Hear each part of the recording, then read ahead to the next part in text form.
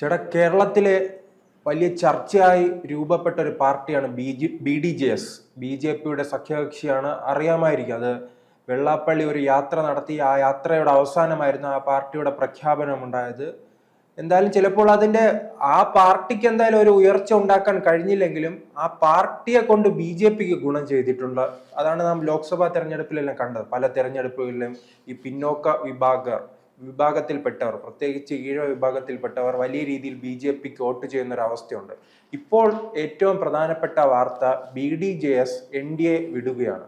ഇതെന്തായാലും BJPക്ക് വലിയ തിരിച്ചടി ഉണ്ടാകില്ലേ? കാരണം ഞാൻ കുറച്ചു മുൻപ് പറഞ്ഞതുപോലെ തന്നെ ആലപ്പുഴ, അതോടൊപ്പം തന്നെ ആറ്റിങ്ങൽ മണ്ഡലങ്ങളിലെല്ലാം വലിയ തോതിൽ പിന്നോക്കരുടെ വോട്ട് BDJS വഴി BJPയിലേക്ക് എത്തിയിട്ടുണ്ടല്ലോ. ഇതെല്ലാം ഇനി തിരിച്ച് CPMലേക്ക് തന്നെ പോകാനുള്ള സാധ്യതയാണോ കാണുന്നത്?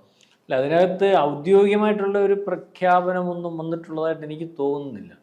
മാത്രവുമല്ല, BDJS കോൺഗ്രസിലേക്കെന്ന് പറയുമ്പോൾ അതിനകത്ത് രാഷ്ട്രീയപരമായിട്ടുള്ള ഒരു ഉയർച്ച ഉണ്ടാകുമെന്ന് തോന്നുന്നില്ല. കാരണം BDJS എന്ന് പറയുന്ന പാർട്ടി ഈ പറഞ്ഞതുപോലെ ഉണ്ടാക്കുകയും അതിനകത്ത് ഒരു വലിയ കോളിളക്കം കേരള രാഷ്ട്രീയത്തിൽ BDJS എന്ന് പറയുന്ന പാർട്ടി സജീവമായിട്ട് വന്നു കഴിഞ്ഞാൽ ഏറ്റവും ആദ്യം അതിനകത്ത് ദോഷം വരാൻ പോകുന്നതെന്ന് പറഞ്ഞാൽ CPMനായിരുന്നു.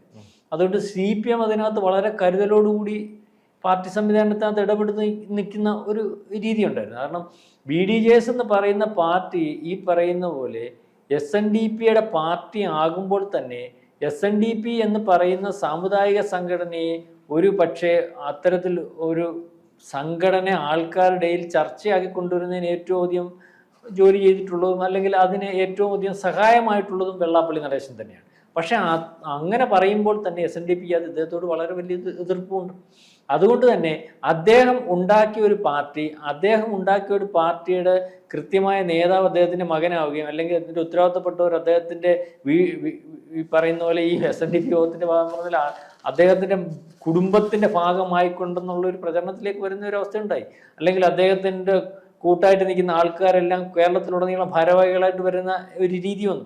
അപ്പം അതുകൊണ്ട് തന്നെ ആ കമ്മ്യൂണിറ്റിയുടെ പാർട്ടി ആയിട്ട് ആഗ്രഹിക്കുന്നത് പോലെ ഉയർന്നു വരുന്നതിന് ആ പാർട്ടിക്ക് സാധിച്ചിട്ടില്ല എന്ന് നമുക്ക് പറയേണ്ടി വരും. അതിനകത്ത് 27% ഈഴവ കമ്മ്യൂണിറ്റി ഇന്ന് കേരളത്തിലുണ്ട്, മനസ്സിലാവുന്നുണ്ട്. അത് ഏറ്റവും വലിയൊരു ശതമാനക്കണക്കാണ്.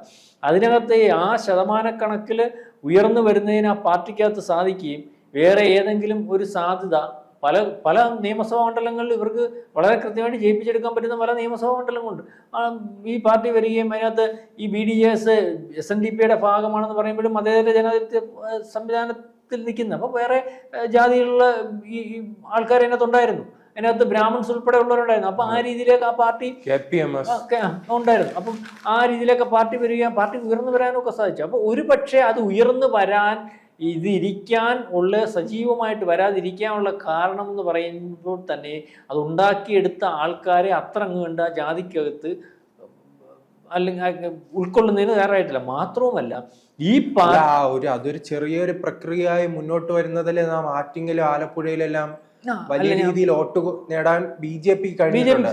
അപ്പോൾ ചേട്ടാ സൂചിപ്പിച്ചതുപോലെ തന്നെ അതുകൊണ്ട് തിരിച്ചടി ഉണ്ടായത് CPMനാണ്. 2 സീറ്റും പണ്ടല്ല ഈ ആലപ്പുഴയും ആറ്റിങ്ങലും ആരെങ്കിലും CPM പരാജയപ്പെടുമെന്ന് പറഞ്ഞാൽ അവർ വിശ്വസിക്കാത്ത ഒരു കാലം ഉണ്ടായിരുന്നു. ആ സ്ഥലത്ത് നിന്നാണ് ഇപ്പോൾ ആലപ്പുഴയിലും അതോടൊപ്പം തന്നെ ഈ ആറ്റിങ്ങിലും പരാജയപ്പെട്ടിരിക്കുന്നത്. അപ്പോൾ അങ്ങനെ ഒരു നോക്കുമ്പോൾ അത് BDJSന്റെ ഒരു സ്വാധീനമല്ലേ?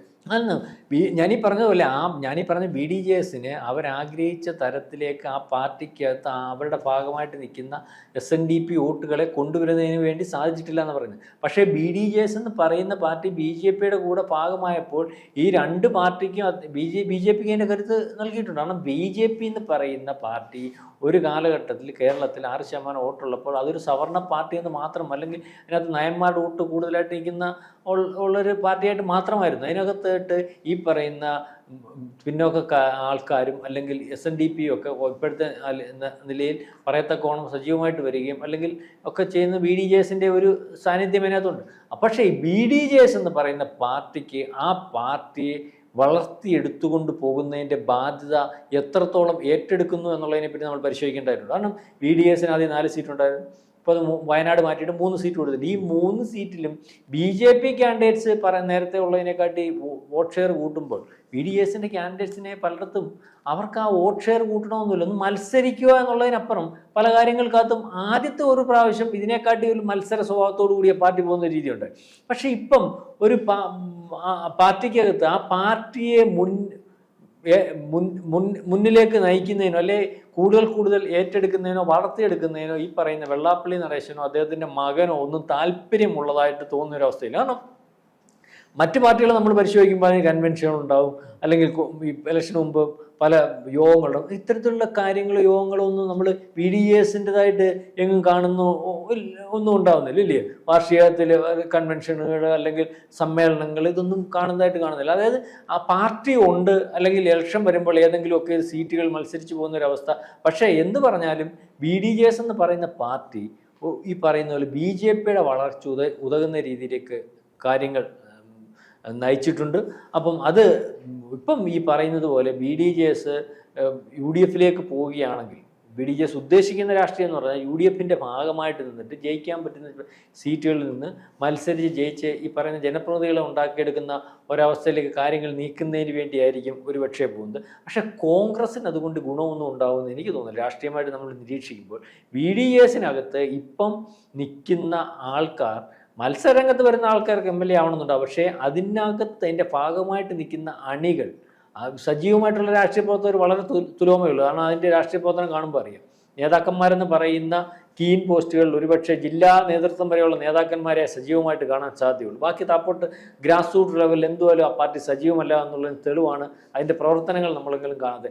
അപ്പം അവരെ ജയിപ്പിച്ചെടുക്കുന്നതിന് വേണ്ടി അതിൻ്റെ അകത്ത് അണികൾ, അപ്പം അതിനനുസരിച്ചുള്ള അണികളാണല്ലോ കാണുന്നത്. അനുഭാവമുള്ളവർ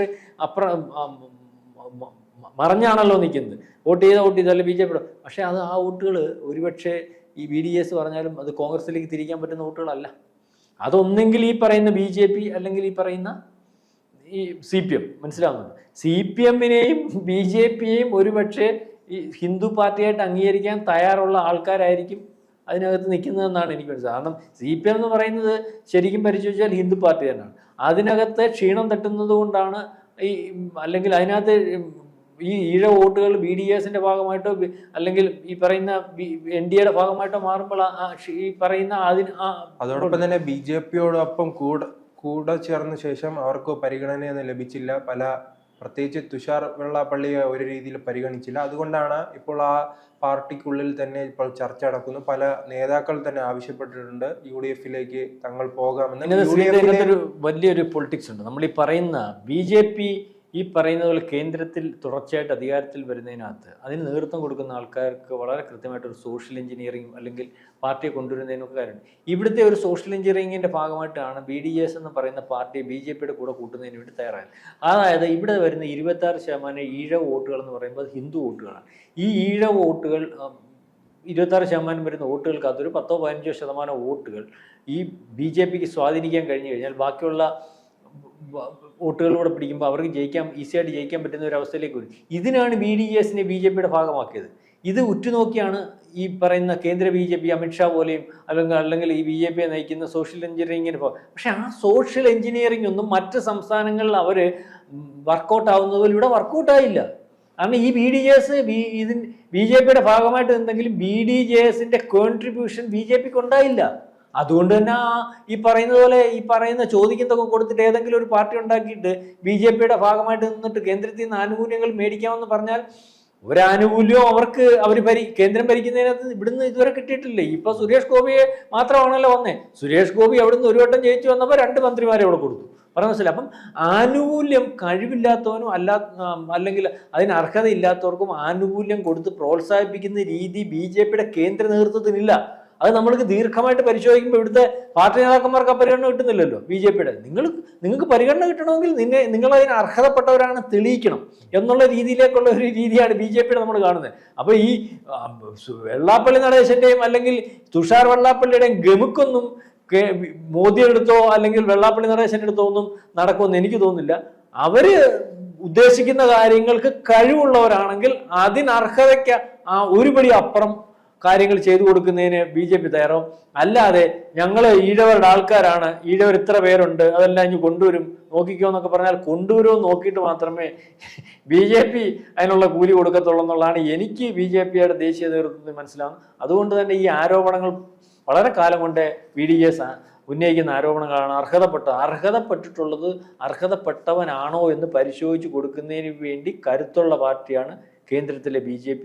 അത് അർഹതയില്ലാഞ്ഞിട്ടായിരിക്കും കിട്ടാത്തതെന്നാണ് എനിക്ക് മനസ്സിലായത്. ഏതായാലും BDJS ഒരു പരിധിവരെയെങ്കിലും, വലിയ അർത്ഥത്തിലല്ലെങ്കിലും ഒരു പരിധിവരെ BJPക്ക് സഹായമായി നിന്നിട്ടുണ്ട്. പക്ഷേ BJP വിട്ട് മറ്റൊരു രാഷ്ട്രീയ പാർട്ടിയിൽ, CPM അവർ ഉൾക്കൊള്ളത്തൊന്നുമില്ല, രാഷ്ട്രീയ പാർട്ടിയിലേക്ക് പോയി കഴിഞ്ഞാൽ ആ പാർട്ടിക്കൊന്നും വലിയ ഗുണം ഇതിനകത്ത് ചെയ്തു കൊടുക്കാൻ സാധിക്കും. കാരണം അത്രയ്ക്ക് സജീവമല്ല പാർട്ടി.